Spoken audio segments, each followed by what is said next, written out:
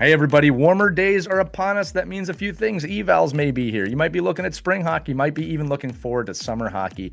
When it gets to the off season, I always like to present you with alternative options to just being on the ice all the time because you deserve a break too.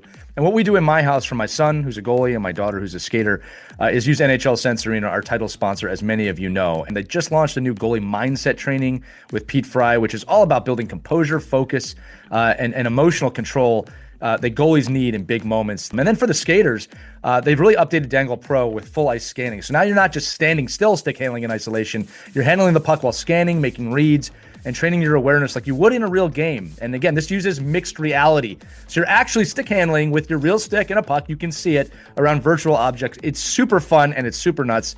We shared some videos with that. I wish I had that as a kid. Check these deals out. They're offering 50% off an annual plan compared to paying monthly. Plus, you get a free hockey training ball, a free green biscuit, and free shipping on that. Or if you go all in with a 2-year subscription, you can get a new MetaQuest 3S headset for $100. That's $900 in savings. I have never seen them offer the headset for that price. So if that's what's been holding you up, this is the time to get it because it all is going to add up. All right. Head to nhl.sensearena.com/OKPH and use the promo code OKPH to save an additional $25 on top of the offers I've already mentioned. We have always loved NHL Sense Arena's belief in us and what we do as a show, and we always appreciate your belief in us as well. This is a great deal. Go check it out. And as always, enjoy this episode of Our Kids Play Hockey.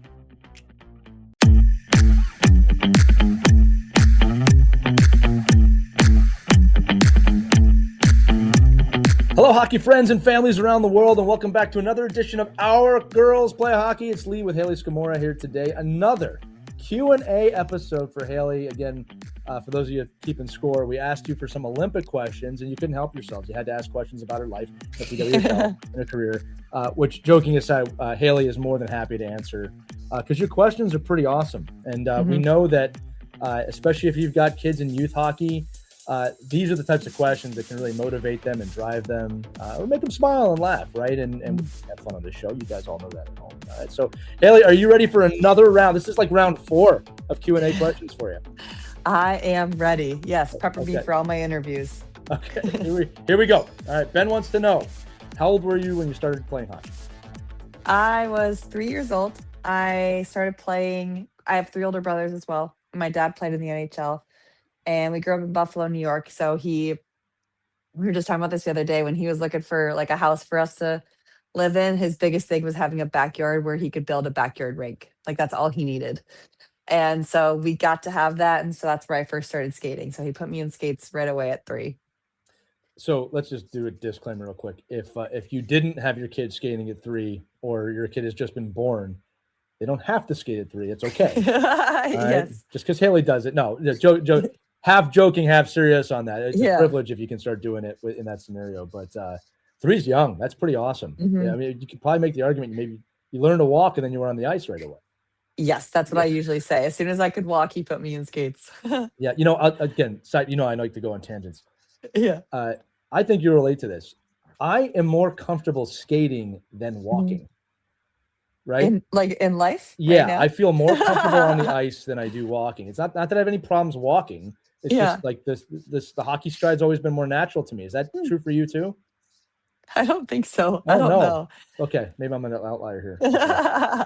If I could rollerblade everywhere, I probably would. I guess I've never thought about it, if I'm being honest. I guess I probably trip more walking than I do skating, so maybe. See? You see where I'm going with this? I do, actually. Yeah, it's starting to click for me. You might be right. It's just something about being on the ice that just feels a little more natural. Maybe it's my alter ego coming out. Okay. Yeah. Again, some really great young questions here. So I'm going to try and say this name right. Mayu Wisely 11. Okay. Great question that we discuss a lot. Did you play boys hockey growing up or co-ed hockey? Great question. Yes, I did. Especially back in my day. There was really I sound so old when I say that, but yeah, there wasn't really any girls teams. It was all boys teams. There was maybe times when I had 1 or 2 girls on my team at the same time, but other than that, it was usually all boys. So I did that until I was like 12, I want to say. I did 1 year of body checking. And then I think my dad and I were both knew it was time to switch to girls. I just wasn't really having fun anymore and was kind of getting nervous with the hitting, with the guys getting bigger and things like that. So I probably switched around like 13 years old to just girls. Ironically, you're one of the more physical players in pro hockey Yeah. right now. Yeah. But funny enough, and for the audience asking, we've actually done some great episodes on when's the right time, or Hmm. the conversation surrounding going from co-ed to girls hockey. You can check out on the network as well. I always like to make sure we give those resources. Hmm. So great answer, Hayley. Okay, next one's from A Neeps 98. You're gonna actually have to preface this one for the kids a little bit here, so they know what we're talking about, Hayley. But how long did you play at Nichols? Okay. Yes. So Nichols is the high school I went to in Buffalo, New York. It's a prep school. I actually picked that school because at the time it was the only school in my area that had women's hockey. So that's also crazy. Like now there's so many other teams in the area, but I digress. So I went there for 4 years. I actually only played hockey for one though at the school. I played soccer for 2 years at the school. And then after that, I only played for, it was called the PWHL at the time. So it Mm-hmm. was actually a junior league in Canada that I played for my sophomore year of high school through my senior year. And so that's what I decided to do just for my development. It's amazing how much it's grown like the last 10, 15 years, like you're Hmm. saying. And there was a really great feature online from the girls who go to that school now about you Yeah. specifically and what it meant when you won that gold medal to them. And Yeah. I just remember one of them saying, well, if she can do it, we can do it. And like, that's just such a cool thing to hear. So good stuff there. All right. Next question is one we could probably do an entire episode on. So I love that it was asked. And I know you like this question too, Haley. So Lindsay 28 asks, how do you overcome being shy when you're talking to your idols? That is a great question, Lindsay. Thanks you Oh, for asking that. that is a great question because I'll never forget when I met Ovechkin back in like 2017, 2018, something like that. I was so nervous. I had no words, like, couldn't think of what to say. So I was like, kind of understanding where people are coming from.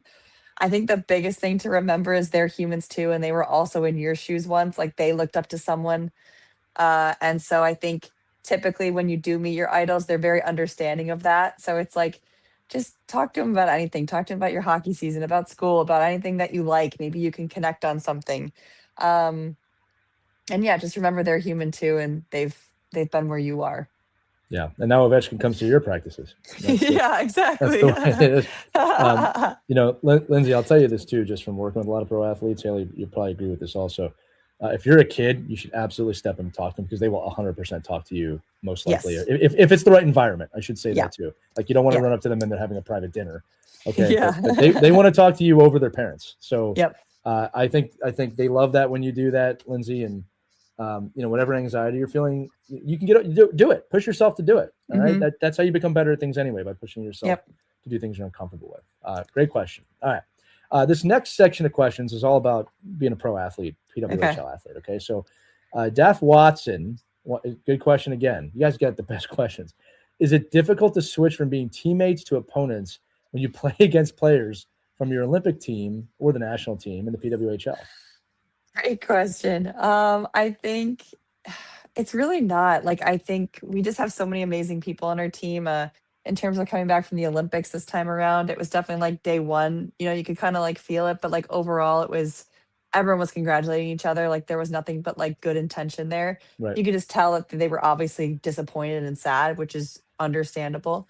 But they were all so gracious about it, like super congratulatory, even in line, like at the games. Like they Yeah. were all like very kind and said something extra. And Yeah. they don't have to do that in that moment, right? But they did. And so it says a lot about their character. So in that sense, it's not too hard. And then the funny thing is also playing against my USA teammates. So we're playing Boston on Sunday. So I have a few teammates there. So, and Just they're a both few. defenders. So it's like I'm gonna run into them a lot. Yeah.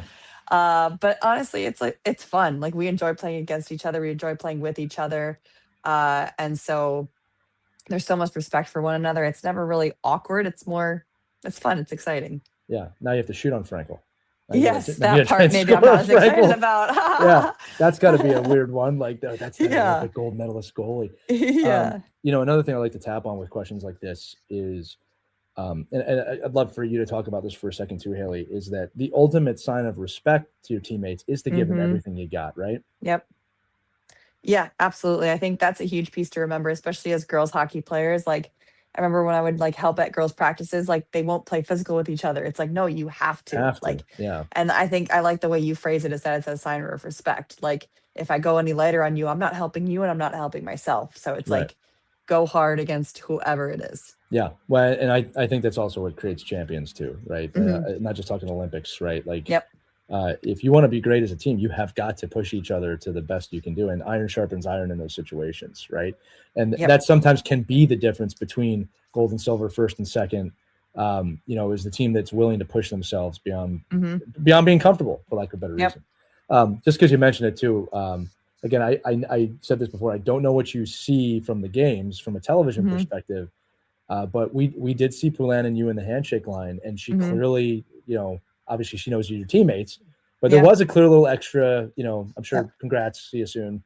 Ye- From, you Yeah. know, yeah. So interesting. It's an Yeah. interesting scenario. All right, next question is, I hope I'm saying this right, is from Sarah Maudie or Maude. Do you love playing with the Montreal Victoire, or would you ever want to play with a team in the United States? We could dive into that and how contracts work, but go ahead, Haley. I do love playing for the Montreal Victoire, and I did choose them. I had options, and so, of course, I would love to also play in the States. Like if you could have the best of both worlds, right? But I think Montreal just kind of aligned with who I was as a player, and I knew people there and the coaching staff, and felt they seemed really confident in who I was, and they really wanted me on their team, and that's essentially why I ended up picking them, and to also play with some incredible players who are on their team, and uh, so yes, I love playing for Montreal, and of course, I would never mind playing for a US team as well, but I'm enjoying my time here. Yeah, well, and what's funny about these questions, Haley, is that just like pro hockey anywhere, it's like sounds like you're pretty much wanted everywhere. So that's pretty Yeah. cool. That most teams want you. Mhm, It's a great question, Sarah. I can appreciate that. All right, Victoria Young wants to know, and there's a good question too. Get kind of about the pro mhm, life. Was it hard for you leaving two teams and then coming to Montreal because you have played for three PWHL teams in your life? mhm. Great question. I had a really hard time with the trade, I will say. I think that year was maybe my hardest year in hockey. It felt like I just wasn't myself. Even at the start of the year before I got traded, it was just something was like off. Right. And then getting traded, then going through injuries, and it was a hard year for me overall, and I did have a hard time kind of adjusting and getting comfortable with like on Toronto. And I think that was a big factor in why I kind of wanted a fresh start when I did hit free agency. And so I think for me, the fresh start in Montreal was hugely helpful. It kind of like was like a clean slate for me. I was able to kind of reset mentally, physically, and I think that's why I've been having such a successful year. I think without the fresh start, I think I kind of would have fallen back into the old patterns personally. So I think that was huge for me. So that part hasn't been a hard transition for me, but the trade was definitely really difficult on me. Yeah, Haley, I'm going to ask you about that a little bit, as much as you're comfortable talking about it. Um, what's interesting about being traded at the pro level, Hmm. when you equate it to youth hockey, it's like switching organizations. All right. Um, Kids listening, being Yeah. traded as a pro comes with a lot of emotional, what's the right word here? A lot of emotions, period. Right. Yeah. Um, one team wants you, one team doesn't. I mean, there's a lot of Hmm. who, and then there's like the analyzing. Well, who else was involved in this trade? What did I get Yeah. traded for? How much of that did you dive into? Not dive into? And then like maybe there's some advice there, right? Yeah. Not that it may happen again or anything like that, Yeah. but you've been through it now, right? Like, how did you Yeah. compartmentalize that? At first, I only felt the negatives of it. I was like, Ottawa doesn't want me anymore. Like, this is like so depressing. Like, what the heck? And then I remember someone was like, no, like someone wanted you that much that they traded for you. Like, remember Right. that piece of it. And so that was really helpful for my mindset because I think I was just so focused on what I lost rather than what I was gaining or what Yeah. someone wanted in me.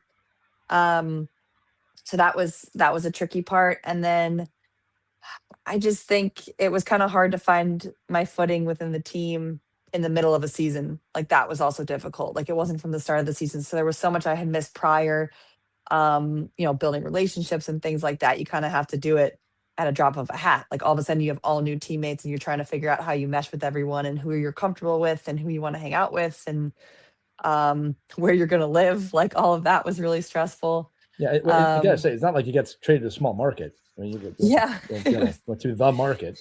Yeah, yes, yes. So, yeah, there was just so much that went into it. But I think just surrounding yourself with, family and friends who are helping you, staying connected to people, like kind of putting yourself out there, um, with your new teammates and getting comfortable as fast as you can.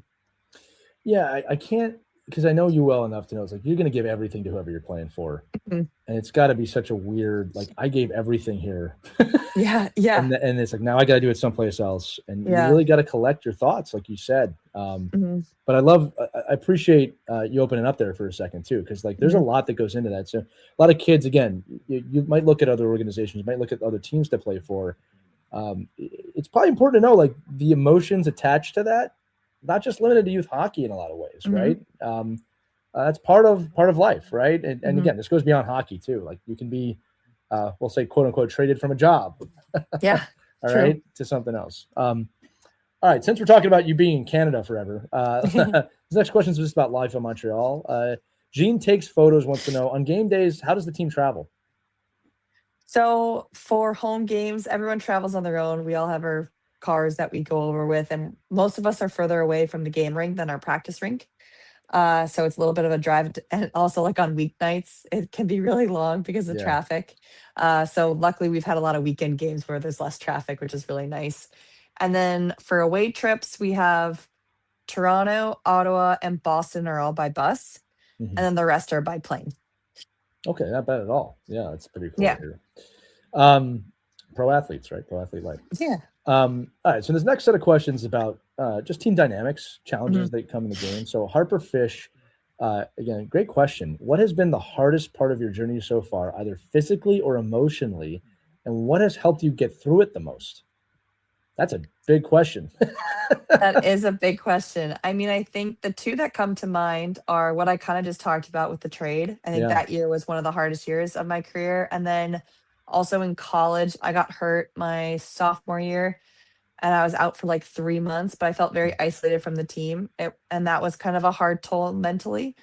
Um, but what that has taught me is like how important it is to kind of keep in contact with your teammates who are injured because it is very isolating. Like you go to the rink at a different time than everyone, you're not practicing with everyone, you're doing your own rehab process, like you're missing games, you're missing bonding time. Like there's just so much that you're not a part of and you're injured on top of it. Like it's just not a good time. And I think sometimes it can feel like you're forgotten about. So just reaching out, sending texts to people, staying in touch when they're injured, I think is hugely important. Um, yeah. Yeah, we talk about this when it comes to mental health. That there's like this trifecta of things that need to be Yeah. present, right? Identity, purpose, and community. And when you pull one of those three things, it gets hard. You pull two or Hmm. three, I mean, you can really become depressed. Yeah. And so I love what you just said was it taught me to check in on my teammates. I think Hmm. for everyone listening, that is such an important lesson, be it sports or life.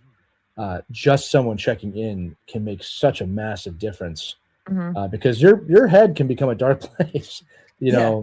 inward if you're not careful, right? It can become a vortex. So I love that you said that, and I love that you brought up being injured, Haley, because yeah, like checking on your teammates, checking on your Hmm. people goes a long way. Hmm. And being what may I ask what the injury was? High ankle sprain.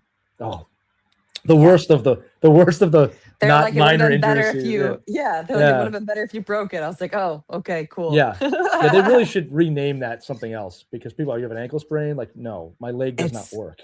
literally like I Yeah, couldn't put any weight on it. It was no. insane. It was And then terrible. and then when you can, it's you got to be extra careful because it's just Yeah. yeah, the worst. All right, moving Yeah. on. Let's happy. Well, okay. This next question's actually happy, but it's a good one. Carrie Barry 84, great name by the way. Um, it's a good question. All right, how do you deal with teammates who may have a very strong or different opinion than you? That's a solid question. Wow.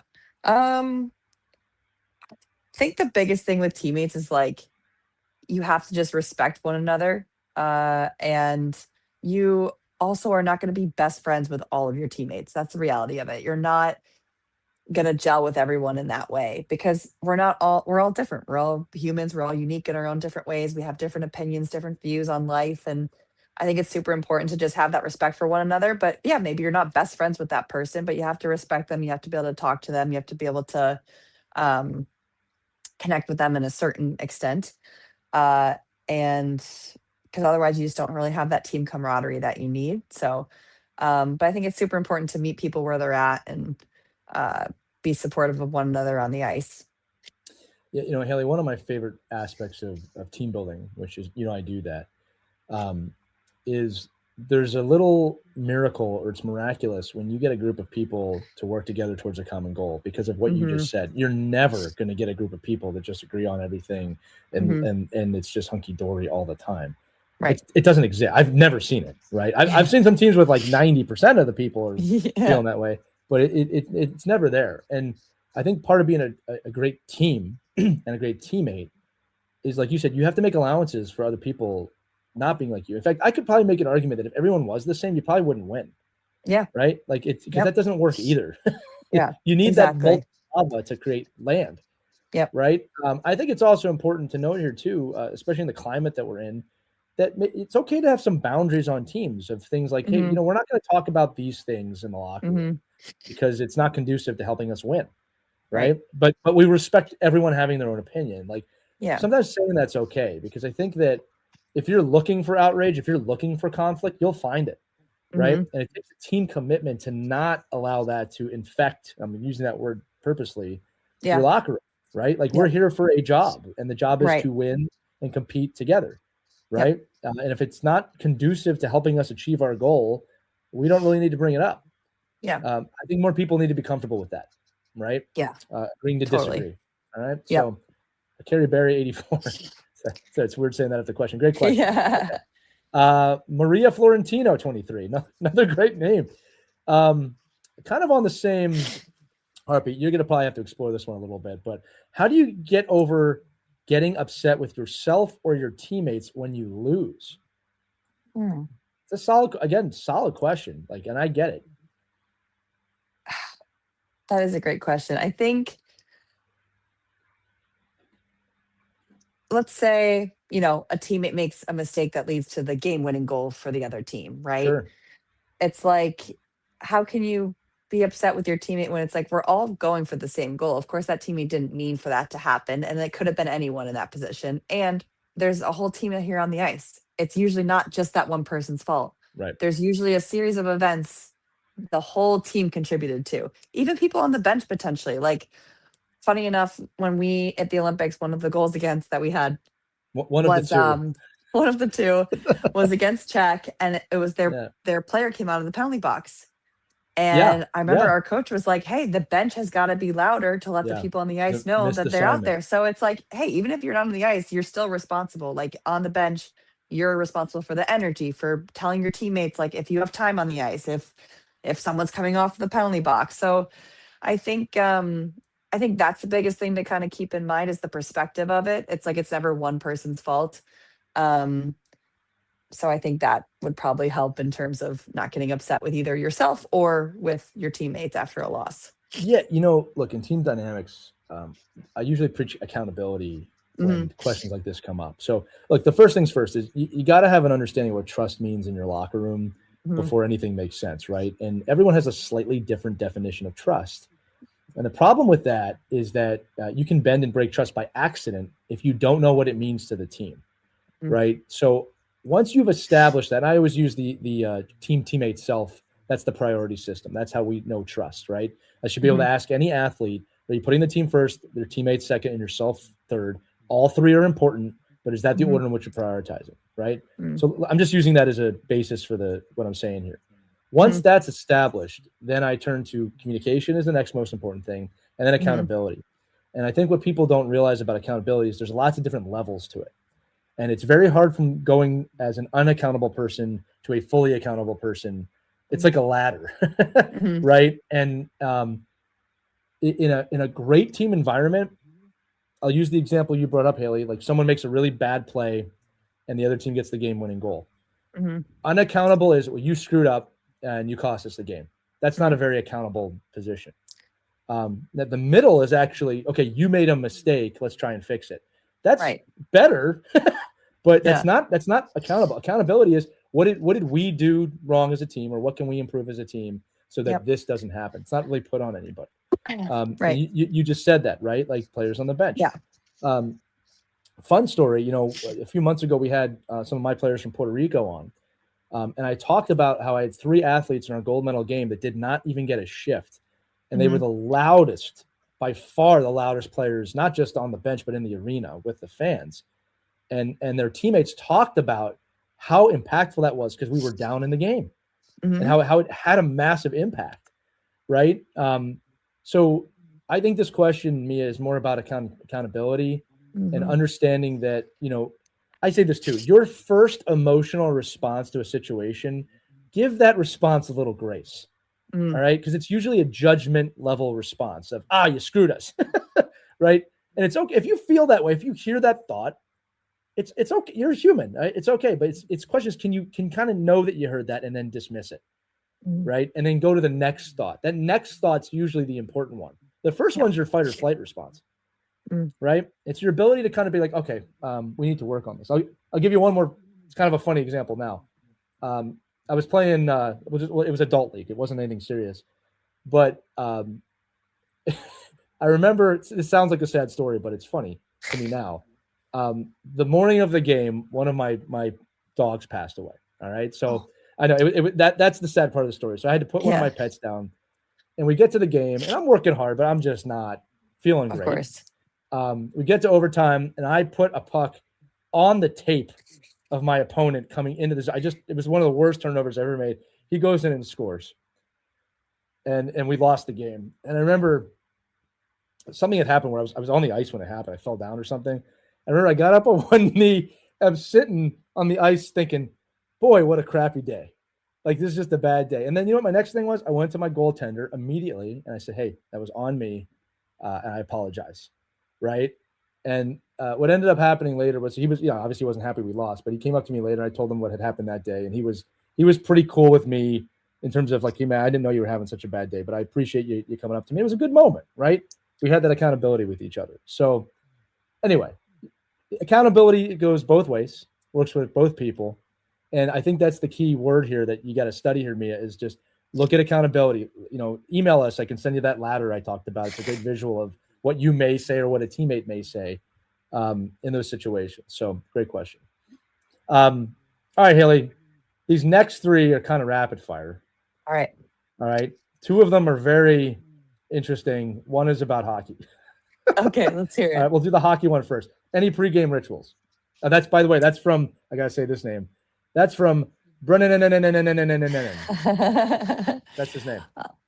I'm not too ritualistic, honestly. I go to the rink, tape my stick, and then wait to play sewer ball, which is a soccer game. Yep. Where I don't know how many people know it. It's very serious. We get very competitive. You can only hit the ball twice, and you're in like a big group, like juggling or whatever, and you're trying to get other teammates out. So you want to sewer them is what you call it. So it's like getting them a bad pass or like whatever. So it gets pretty serious, especially on the Montreal team. Like we're diehards. We get angry at each other sometimes. We're like fighting, like, hey, you're out, whatever. You talk about trying to compete on before the game, by the way. That's awesome. Oh yeah. So that's really it. I'm pretty chill, honestly, now. I think I used to like be really serious and follow exact rules, but now I'm more laid back, I would say, like in the locker room, and like to chat with people and things like that. Yeah, I'll say 2 things on this one. Everyone should look up the clip of Macklin Celebrini playing sewer ball, because boy does he get mad when he doesn't win. The second thing too is, and I'm just gonna put this out there, kids. I think there's a lot of talk of superstition in hockey that makes you think you need to be that way to play well. Yeah. If you have superstitions, I'm not telling you not to have superstitions, okay? Yeah. But I am going to say that you don't need to have superstitions if you don't want them, okay? I like Hayley's approach. Like, I think the mind is more important than those rituals, and I don't think there's anything you're going to do before the game that affects in terms of when I'm talking about superstitions. It's going to affect how you play. There is routine. I think routine is very, very important. Okay, like if you go left to right in your equipment, I totally get that. All right, I'm just saying if you go right to left, it's probably not going to change anything. All right. But every great athlete, including Hayley, has said that like, there's a routine that I follow to be prepared. Okay. All right. Victoria Young, too. Once the hard-hitting question here. Burger or pizza? Pizza. Okay. Strong answer. No hesitation. All right. Hayley, this next question is very important for you as a Buffalo native. Okay. Some might say you are an authority on this, having grown up there. Okay. Because ARC 5520 wants to know, is it blue cheese or ranch for wings? Blue cheese all day, every day. There you go. That's the definitive answer from someone from Buffalo. I'm going to throw it in there too. Favorite type of wing? My favorite one in Buffalo, it's called Duff's, and we just do one of the scales is mild medium, and I asked for it crispy, and I got them when I was in Buffalo this last trip. That was the first meal I wanted. you earned it. I'll say it like that. Drumstick or actual wing now? That's the other side. That's one more. I think I like the wings the best. Like Yeah. There's something about them. It's a little bit different. They're a little harder to eat, but they I enjoy it. Yeah. Hey, again, only the hardest hitting questions for you on Our Girls Play Hockey. Hayley, that's it. That's all the questions we have now. For those of you listening, maybe at the end of the PWHL season, we'll open the doors up again for some questions because a lot's going to happen between now and then. Yes. But for all of you listening, great questions. Really, like again, we tease about some of the food questions, but the hockey questions are fantastic, especially from you kids out there. Those are the questions we really love to answer because we know you're dreaming, and we really want to help you with that. We want to push you with that and help you find the ways to be successful with those dreams. So, Hayley, any final thoughts before I close this out? No, just thank you so much for your questions, and I love answering them. So always feel free to send them in. I want to be able to help and be that kind of person for you all to come to when you need it. I know I didn't really have that for the female athlete side, so happy to be here and happy to support. Well, we're happy to have you too, Hayley. Another great episode. All right, everybody listening, remember, if you have any questions, you can always email us at team@ourkidsplayhockey.com, or there's a link accompanying the episode in the description. If you tap on that, let us know who you are, where you're from. You can ask a question. We'll ask them on the air. We will have, obviously, topic-based episodes coming to you in the future as well, all about girls hockey and hockey in general. But for Hayley Scamurra, I'm Lee Elias. We will see you on the next episode of Our Girls Play Hockey. Take care, everybody. Have fun. We hope you enjoyed this edition of Our Kids Play Hockey. Make sure to like and subscribe right now if you found value wherever you're listening, whether it's a podcast network, a social media network, or our website, ourkidsplayhockey.com. Also, make sure to check out our children's book, When Hockey Stops, at whenhockeystops.com. It's a book that helps children deal with adversity in the game and in life. We're very proud of it. But thanks so much for listening to this edition of Our Kids Play Hockey, and we'll see you on the next episode.